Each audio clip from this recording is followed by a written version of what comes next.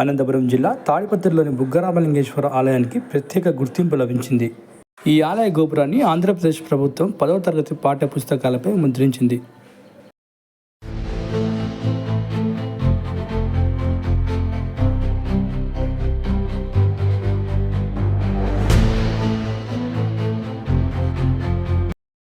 బుగ్గరామలింగేశ్వర ఆలయంలో శివలింగం కింద జలధార ఊరుతూ ఉండడం ఇక్కడ విశిష్టతగా పేర్కొంటారు చరిత్రకారులు.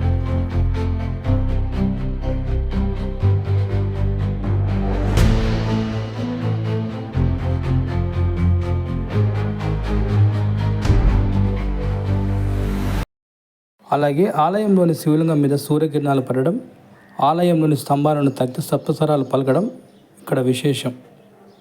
ఎందరో రాజులు, చక్రవర్తులు పాలన సాగించిన ఈ ఆలయాన్ని ఆంధ్రప్రదేశ్ ప్రభుత్వం గుర్తించడంపై స్థానికులు హర్షం వ్యక్తం చేస్తున్నారు.